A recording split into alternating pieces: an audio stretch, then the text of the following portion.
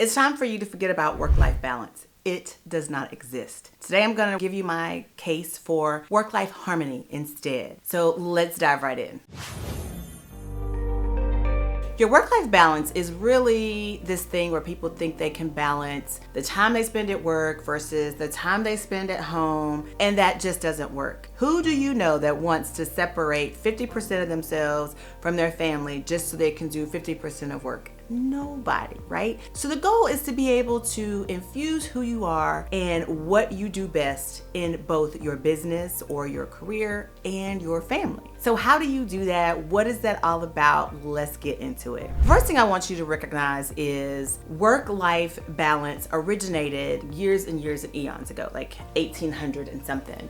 Robert Owens actually coined the phrase 8 hours work versus 8 hours recreation time, okay? So that's kind of where that balance came. And they're all different stories about what happened after that and this, that, and the third. But the truth of the matter is there's no such thing as being able to turn off what you do for a living just so that you can be at home with your family. And there's no such thing as you turning off the things that your family needs and the person you are at home just because you have to go to work. So I believe that harmony and understanding how to work within the construct of who you are, what you know you do best, and what you need to do your best is how you find harmony in your work-life situation. Your work should not bleed into your life. That's not what I'm saying. I'm not saying balance everything out by bringing work home. And I'm not saying go to work all stressed out and emotional because it's something that happened at home. That's not what I'm saying at all. What I'm saying is that your personal framework, your superpowers, if you will, that is what is internal. It is you, and you carry it with you everywhere you go.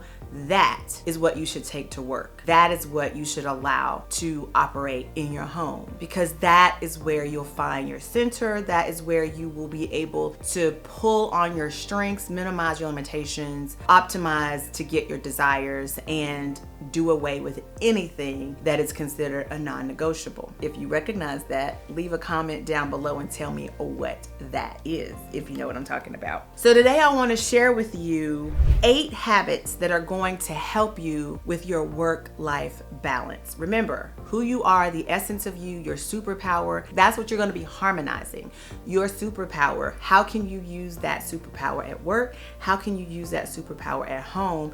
That creates the harmony so that you're not having to reinvent yourself, turn it off at work or turn it on at home or vice versa. You are using your superpower to negotiate and do what you need to do at work, and you're using that superpower to manage your household. You're organizing things to work with your superpower at home. You are managing expectations to work with your superpower on the job. That's harmony. It's going to help you alleviate a lot of the stress and overwhelm from feeling like you need to be 2 different people in those spaces. All right, so let's get into these 8 habits that I have for you today. Number 1, make decisions using your personal framework. If you know, you know. I've talked about personal framework over and over again. I will leave a link in the description. Maybe we'll put a card here linking you to how you construct your personal framework. I've done a video on that. Next, you need to unload the expectations of other people. This is a habit that people have. When I'm doing my speaking engagements, I often talk about unpacking your bag and repacking it. People give you things along the way, and they have expectations of you that have nothing to do with you. So you have to unload those expectations, and it's a habit because it's something that you need to do often. You run into new people, they form these expectations. Unload them, girl. Don't let them be you. Don't let them bog you down. You have expectations on the job. People are loading their expectations of you at home. Unload them.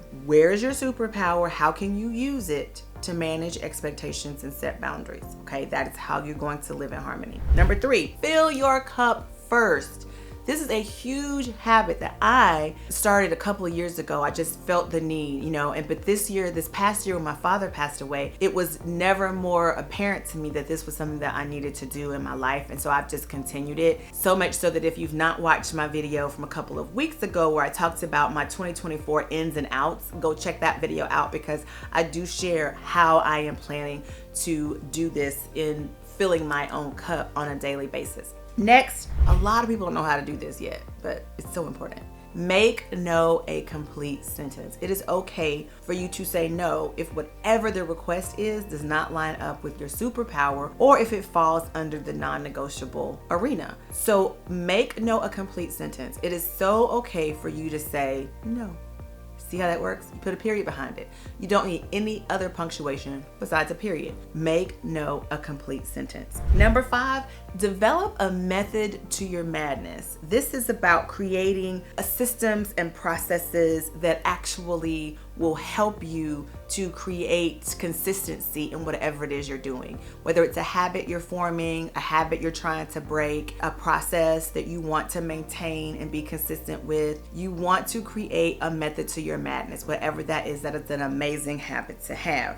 Number 6, manage your schedule with a zero balanced calendar. I talk about this inside my program, Project CEO. It is imperative that you spend all of your time on paper, and that will help you regulate your daily workflow, being productive, time management, all of those things. And it again helps manage the expectations of other people, and it sets boundaries. So I would practice having a schedule that is created with a zero balanced calendar. I go into that in Project CEO. I would love to share more. If you want me to go through that here, let me know. Leave a comment down below if you're interested. Number 7, use nonverbal communication skills a little bit more and create a personal style, a personal uniform. This is a way to make your life a lot easier. When you've identified your personal style and you create a wardrobe around that personal style, you can close your eyes and just pick anything out of your closet and it'll go together because you've created a uniform, and decide how you want to add pops of personality into your wardrobe. But by far, having a uniform, and I did create a video about this, and I will link that video down below as well if we don't put a card up here. But that is a great video to help you get into your closet and create that personal style uniform for yourself, because having that is going to help you with harmony. That's one less thing you got to worry about. You're using your strengths, what you know about yourself, your likes, your dislikes, and what it is that makes you feel good about yourself, makes you feel confident, and you're filling your closet with that. That allows you to have harmony and ease, right? And then lastly, and this is a huge one, get focused. Okay, get focused on the goals, get focused on the vision you have for yourself, and not just create a plan. Okay, a lot of us do vision boards in January. That is great, but a goal without a plan is just a wish. We've heard that before. But a plan without effort leaves you in the exact same spot. So let me help you get focused. That brings me to what I want to share with you. My Focused Vision Workshop is coming up. Now, I mentioned earlier my Project CEO program. It is an amazing program that helps you become unapologetically you. Get super hyper focused on who you are, what you need to do, and be your best so that you can live authentically, you can manage expectations, set boundaries, and teach people how to treat you through the lens of your personal framework. So if that sounds like something you need in 2024, I beg you to get on the wait list for Project CEO today. As you know, I'm sure you've heard it before, if you're on the list, you get all the great stuff. I'm not even gonna list it all because who knows, I might change it, add more, but the best way to know is to be on the list. That way you'll know when the doors are going to be opening, and you will get access to all of the goodies that comes from being on the wait list. So I'll put that down below. Make sure you claim your seat to at least hear about the program when the doors open. But that's it for today's video. Thank you so much for watching. Comment below, tell me what you think about these 10 habits that you can do to practice work-life harmony. How are you doing that already? And tag a friend, share with them this video if they need it in their life. Go ahead, hit that notification bell so you do not miss an episode. Give this video a big thumbs up and subscribe if you've not subscribed already. Become a member of the Boss Squad. Join us over here on this side, and let's get to getting. All right, thanks again for watching. Have a great day, guys. Bye.